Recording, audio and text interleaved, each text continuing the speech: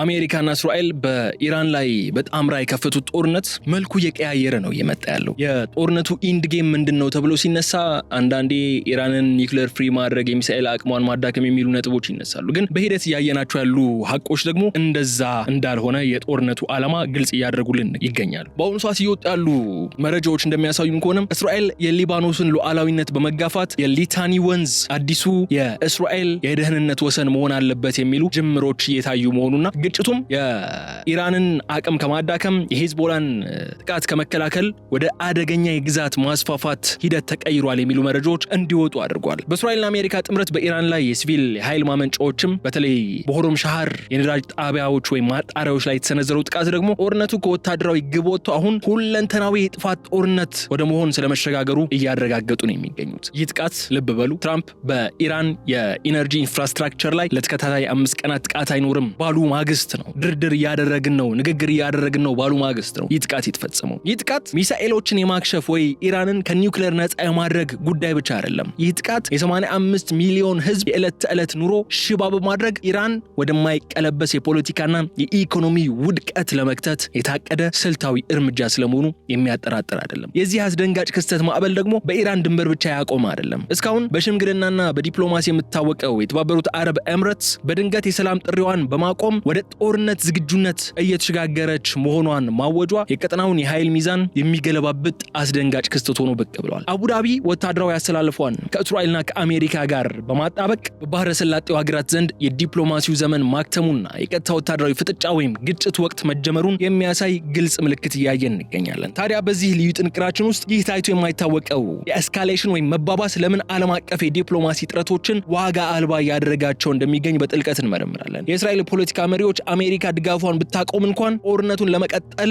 መወሰናቸው የሚያሳይ አንድ መረጃም ይዘናል። ይህ ደግሞ ኢራን የአይን ለአይን ስልት የዓለምን የነዳጅ ገበያ ሊያናጋ የሚችል ምን አይነት አደገኛ የጽፋ እርምጃ ልትወስድ ትችላለች በቀጣይ የሚለውን በዝርዝር እንመለከታለን። ከስትራቴጂካዊ ትዕግስት ማብቃት ማግስት እስከ አዲሱ የቀጠናው ወታደራዊ አስተላለፍ ድረስ ያለውን የመካከለኛው ምስራቅ ካርታ እንዴት ነው በታንኮችና በሚሳኤሎች እየተናደ እየተቀየረ ያለው የሚለውን በስፋት የምንተነትንላችሁ የምናቀርብላችሁ ነው የሚሆነው። ካርታው የመካከለኛው ምስራቅ አሁን በግልጽ እየተለወጠ ነው ያለው። የዲፕሎማሲ መገረጆች እየተቀደዱ ለዲፕሎማሲ ያሉ መፈናፈኛ መንገዶች እየጠበቡ ያሉ የቀድሞ መካከለኛው ምስራቅ ለዘለዓለሙ ተሸኝቶ ስለመቀየሩ የሚያሳዩ ጉዳዮችን ነው ዛሬ የምናነሳው። ስለዚህ አብራችሁን በመቆየት እንድትከታተሉን እንጋብዛለን። የገበያ ሚዲያን የዩቲዩብ ገጽ ሰብስክራይብ አድርጉ። ሐሳብ አስተያየታችሁን ኮሜንት መስጫው ላይ ያስቀምጡልን። ቪዲዮውን ላይክ ማድረጋችሁን እንዳትዘነጉ። ከተከታይ አጭር መሸጋገሪያ በኋላ ተመልሰን ስንመጣ በዝርዝር ጉዳዮች ነው የሚሆነው። በድጋሚ አብራችሁን ቆዩ።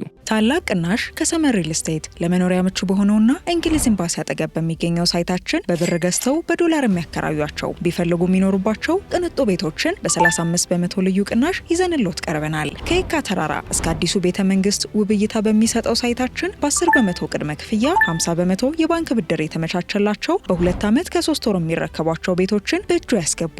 በካሬ ከ88 ሺህ ብር ጀምሮ ከባለ 2 መኝታ እስከ ባለ 4 መኝታ በተለያየ አማራጭ ይዘን እየጠበቅኖት ነው። የአዲስ አበባን ውብ እይታ የግሎ ያድርጉ። ስታንድ ባይ ጀነሬተር እና 5 ሊፍት ያለው የመዋኛ ገንዳ፣ ፓርኪንግ፣ ጂም፣ ስፓ፣ ሚኒ ማርኬት፣ ቴራስ እንዲሁም ሌሎችን ይዘን አሟልተን እየጠበቅኖት ነው። ለበለጠ መረጃ በ0929 70 3941 ላይ ይደውሉ። ሰመር ሪል ስቴት። በእስራኤልና በአሜሪካ ጥምረት በኢራን ስልታዊ ኤነርጂ ተቋማት ላይ የተሰነዘረው ጥቃት ጦርነቱ ከወታደራዊ ግቦች ወጥቶ አሁን ወደ ሲቪል መሰረተ ልማት መሸጋገሩን የሚያሳይ ታሪካዊ ክስተት ሆኗል። በተለይም በኢስፋሃንና በሆሮም ሻህር የሚገኙ የሲቪል የኃይል ማመንጫዎችና የነዳጅ ማጣሪያዎች ኢላማ መደረጋቸው ጥቃቱ የኢራንን ኢኮኖሚ ሽባ ለማድረግና የህዝቡን የዕለት ተዕለት ኑሮ በማመሰቃቀል በቴህራን ላይ ከፍተኛ የፖለቲካ ጫናን ለመፍጠር የታቀደ በመሆኑ በግልጽ አሳይቶናል። ይህ በታሪክ ታይቶ የማይታወቅ እርምጃ ደግሞ የጦርነቱን ቀይ መስመር የጣሰ ነው። ጥቃቱ የተፈጸመባቸው ቦታዎችም ስልታዊ ፋይዳቸው እጅግ ከፍተኛ የሆነ ነው። ኢስፋሃን ማለት የኢራን የኒውክሌር ፕሮግራምና የከባድ ኢንዱስትሪዎች ማዕከል እምብርት ነች። እዚያ ላይ የሚሰነዘር ማንኛውም ጥቃት ደግሞ የሀገሪቱን የመከላከያ አቅም በቀጥታ የሚነካ ነው። በሌላ በኩል ሆሮም ሻህር ደግሞ ለኢራን ለኢራን የነዳጅ ንግድ ወሳኝ መውጫ እንደመሆኑ መጠን በእነዚህ ቦታዎች ላይ የደረሰው ውድመት ኢራን በቀጠናው ያላትን የበላይነት ለመቀልበስ የተወጠነ ስልት መሆኑ መረዳት ይቻላል። ጥቃቱ የተፈጸመው በዛሬው ዕለት ስለመሆኑ መረጃዎች እየወጡ ነው ያሉት። ይህ ደግሞ ዲፕሎማሲያዊ ጥረቶች በከሸፉበትና ውጥረቱ በናረበት ወቅት መሆኑ የክስተቱን አሳሳቢነት ይበልጥ ይጨምሯል። ከዚህ ቀደም በነበሩ ግጭቶች ወቅት ጥቃቶች በብዛት የሚያተኩሩት በወታደራዊ ይዞታዎች ወይም በሚስጥራዊ የኒውክሌር ቦታዎች ላይ ብቻ ነበር። አሁን የታየው የሲቪል ኢነርጂ ተቋማት ኢላማ መደረግ ግን አጥቂዎቹ ኃይሎች የኢራንን የአጸፋ እርምጃ የመውሰድ አቅም ለመፈተንና ሀገሪቱ ወደ ሙሉ የኢኮኖሚ ውድቀት ለመግፋት መወሰናቸውን የሚያረጋግጥ ነው። ይህ ድርጊት ደግሞ በዓለም አቀፍ ሕግጋት የሲቪል ተቋማትን መጠበቅ የሚለውን መርህ ወደ ጎን በመተው ጦርነቱ ሁለንተናዊ ወደሆነ የውድመት ደረጃ አድርሶታል። ይህ ስልታዊ ለውጥ በቀጣይ ሳምንታት ኢራን የምትሰጠው ምላሽ ምን ሊሆን እንደሚችልም ጥልቅ ስጋት የፈጠረ ሆኗል። የቀጠናው የኃይል ሚዛን ወደማይታወቅ አቅጣጫ እንዲያዘንብል አድርጎታል። ታስታውሱ ከሆነ አሜሪካ በ48 ሰዓታት ውስጥ ኢራን የሆርሙዝን የባህር መስመር ክፍት የማታደርግ ከሆነ በቁልፍ የሆኑ የኢነርጂ ኢንፍራስትራክቸሮቿ ላይ የማያዳግም እርምጃ ወስዳለሁ ካለች በኋላ ኢራን የሰጠችው መልስ ምን ነበር? አሜሪካ ይህንን የኢነርጂ ኢንፍራስትራክቸሮች የምትመታ ከሆነ በአጠቃላይ በቀጠናው ያሉ ቁልፍ የሆኑ የገልፍ ሀገራት የኢነርጂ ኢንፍራስትራክቸሮችን አወድማቸዋለሁ የሚል መልስ ነበር የሰጠችው። ይህንን ዛቻ ተከትሎ አሜሪካ ፈግፍጋለች። ለ5 ቀናት በእነዚህ የኢነርጂ ኢንፍራስትራክቸሮች ላይ ምንም አይነት እርምጃ እንዳይወሰድ በአሜሪካ በኩል መመሪያ ወጥቷል። ነገር ግን ይህ መመሪያ ለእስራኤል አይሰራም። የእስራኤሉ ጠቅላይ ሚኒስትር ቤንያሚን ኔታንያሁ ምንድን ነው ያሉት? ከትራምፕ ጋር ውርቻለሁ። ትራምፕ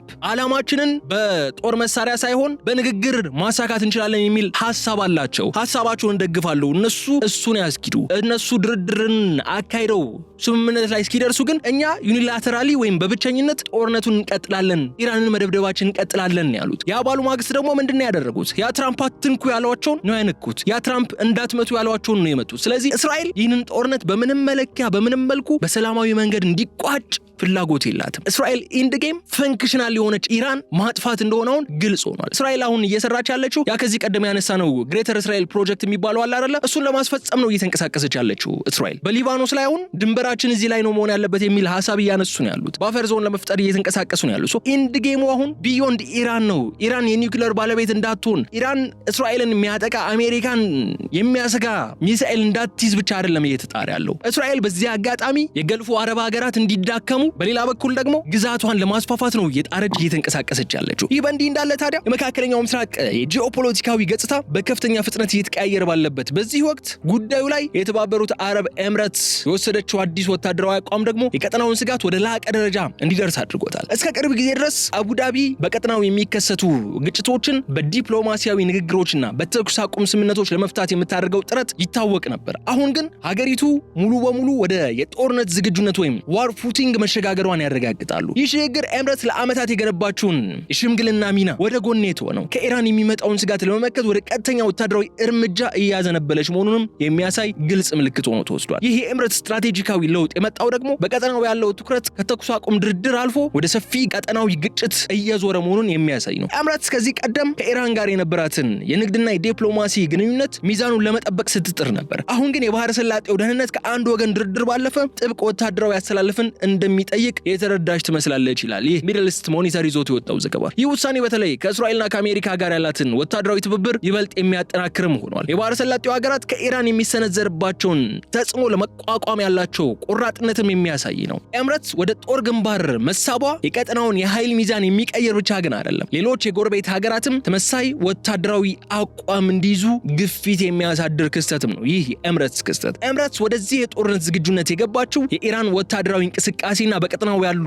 ታጣቂ ኃይሎች የሚያሳዩት ግትርነት ለሀገራዊ ደህንነት ስጋት መሆኑን ካረጋገጠች በኋላ ነው። ይህ እርምጃ የሚያሳየው የሰላም ድርድሮች ለውጥ ማምጣት እንዳልቻሉ ነው። አቡዳቢ አመራሮቿ አሁን ያለውን ቀውስ ለመፍታት ብቸኛው መንገድ ወታደራዊ ኃይልን እንደ አማራጭ መጠቀም መሆኑን ማመናቸውንም የሚያሳይ ነው። ይህ ሁኔታ ታዲያ መካከለኛው ምስራቅ ከዲፕሎማሲያዊ መድረክ ወጥቶ ወደ ጥርጣሬና ወደ መሳሳብ ጦርነት መግባቱን የሚያረጋግጥ ነው። የአረብ ሀገራት በኢራን ላይ የያዙት የተናጠልም ሆነ የጋራ አቋም ደግሞ ወደ አደገኛ ምዕራፍ መሸጋገሩን የሚያሳይ ነው። ይህ የኤምሬትስ አዲስ እንቅስቃሴ ማለት ነው። ይህ ግጭት ታዲያ የእስራኤልን የህልውና ስጋት ወደ አዲስ ምዕራፍ የሚያሸጋግር ጉዳይ ነው። አሁን ላይ የወጡ ያሉ ሪፖርቶች እንደሚያሳዩን ከሆነ በእስራኤል ፖለቲካ ውስጥ ታይቶ በማይታወቅ የጋራ ስምምነት መፈጠሩን ያረጋግጣሉ። የእስራኤል ተቃዋሚ ፓርቲ መሪዎች በግልጽ እንደገለጹት ከሆነ ሀገሪቱ ከኢራን ጋር የጀመረችውን ጦርነት አሜሪካ ድጋፏን ብታቋርጥ ወይም ከቀጠናው ብታፈገፍግ እንኳን መቆም የለበትም የሚል አቋም እያራመዱ ነው ያሉት። አሜሪካውን እያፈገፈገች ነው ያለችው። ጦርነቱ ለማቆም ፍላጎቶች እንዳሏት እያየ እያሳየች ነው ያለችው።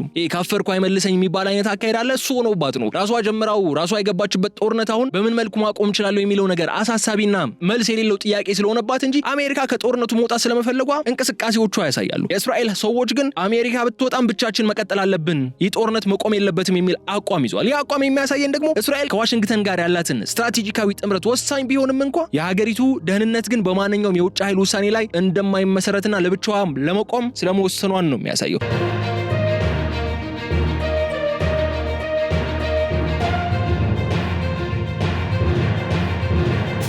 የእስራኤል ፖለቲካዊ ጽናት የመነጫው ደግሞ ከኢራን እየመጣ ያለው ስጋት አሁን ላይ ሊታለፍ የማይችል ደረጃ ላይ ደርሷል ከሚል ጽኑ እምነት ላይ ነው። በተቃዋሚ መሪዎች የሚሰነዘረው ይህ አስተያየት በሀገር ውስጥ ያለውን የፖለቲካ ጉዳይ ልዩነታችንን ወደ ጎን በመተው በኢራን ጉዳይ ላይ አንድ ወጥ የሆነ ወታደራዊ ስትራቴጂ መያዝ ይኖርብናል የሚል አቋም መያዛቸው ያሳያል። ከዚህ በላይ ግን ይህ ውሳኔ ለእስራኤል ወታደራዊ አመራሮች ትልቅ የነጻነት ስሜትን የሰጠ ሆኖ ተገኝቷል። ከአሜሪካ የሚመጡ የዲፕሎማሲያዊ ገደቦች ወይም ሬድ ላይኖች ጦርነቱ ሂደት ላይ ያላቸው ተጽዕኖ እንዲቀንስ ለማድረጉም ተነስቷል። የእስራኤል ተቃዋሚዎች ጦርነቱ መቀጠል አለበት ብለው ማመናቸው በሀገሪቱ ውስጥ ያለውን የጦርነት ስሜት ከጠቅላይ ሚኒስትር ቤንያሚን ኔታንያሁ አስተዳደር አልፈውን በጠቅላላው የእስራኤል የፖለቲካ መዋቅር ውስጥም ስር የሰደደ መሆኑን የሚያረጋግጥ ነው። ይህ ሁኔታ ደግሞ መካከለኛው ምስራቅ ወደፊት የሚኖረውን ሰላም በእጅጉ የራቀ መሆኑና እስራኤል የኢራንን ስጋት ለማስወገድ ማንኛውንም ዋጋ ለመክፈል መዘጋጀቷን ነው ይህ መረጃ የሚያሳየን። ይህ በመካከለኛው ምስራቅ እየተካሄደ ያለው ግጭት አሁን ከመከላከያ ጦርነት አልፎ የቀጠናውን ካርታ ነው እየለወጠ ያለው። የእስራኤሉ የፋይናንስ ሚኒስትር ቤዝላኤል ስሞትሪች የሊታኒ ወንዝ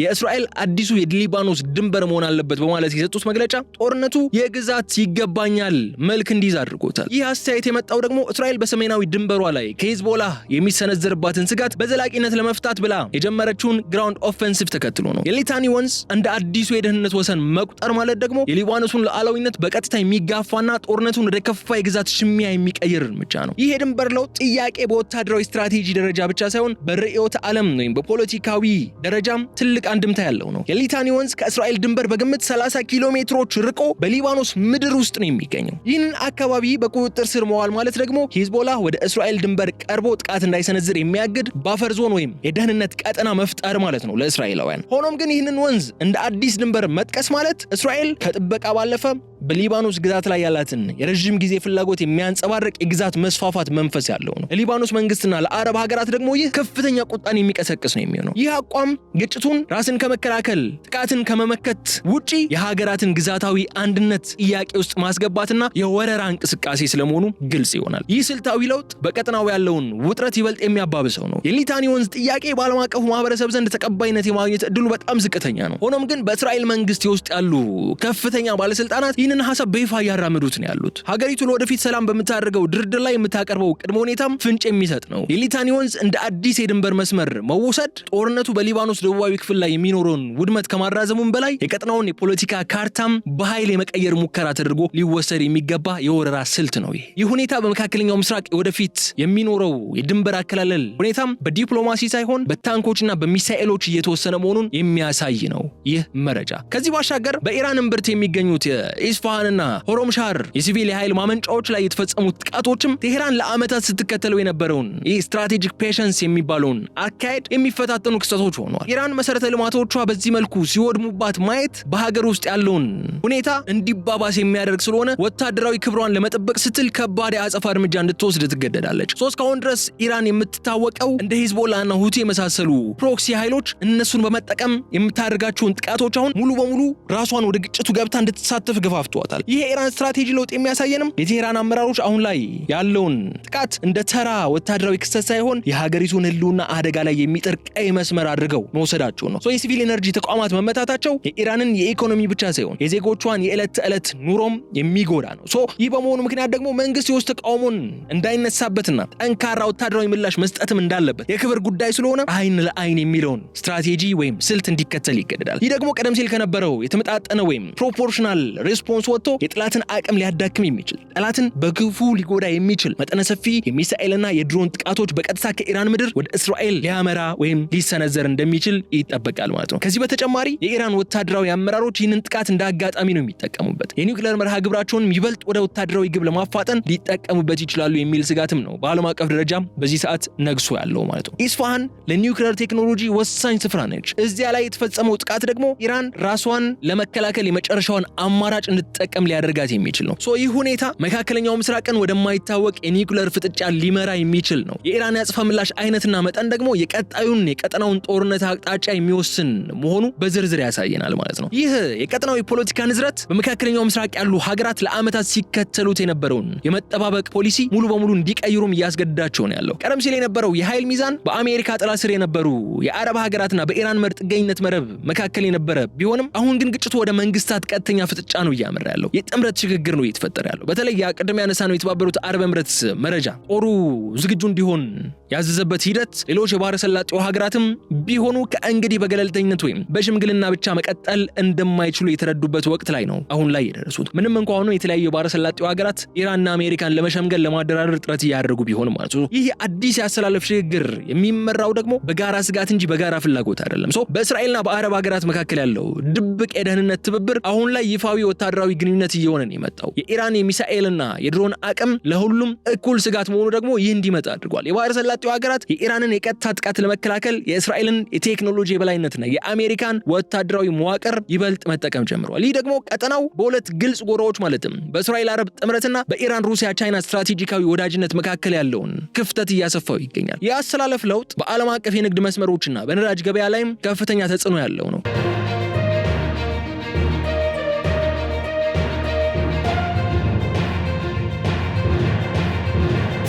ቀጠናዊ ኃይሎች ወደ ጦርነት አቋም ሲገቡም የሆርሙዝ የባህር ወሽመጥና የቀይ ባህር የንግድ እንቅስቃሴዎች ለጥቃት የተጋለጡ ሆነዋል። ይህ ሁኔታ ዓለም አቀፉ ማህበረሰብ በቀጠናው ያለውን ጣልቃ ገብነት እንዲጨምር የሚያደርገው ስለሆነ ደግሞ የአካባቢው ሀገራት ከውጭ ኃይሎች ይልቅ የገዛ እጃቸውን በጦርነቱ ላይ በማሳረፍ የራሳቸውን ደህንነት ለማረጋገጥ መነሳታቸውን ነው የሚያሳየን። መካከለኛው ምስራቅ አሁን ያለበት የአሰላለፍ ሽግግር ጦርነቱ ከጀመረ ወዲህ የማይቆም ሰፊ ቀጠናዊ ፍንዳታ እንዲሆን ምቹ ሁኔታ እየፈጠረ መሆኑን ነው እነዚህ መረጃዎች የሚያሳዩ።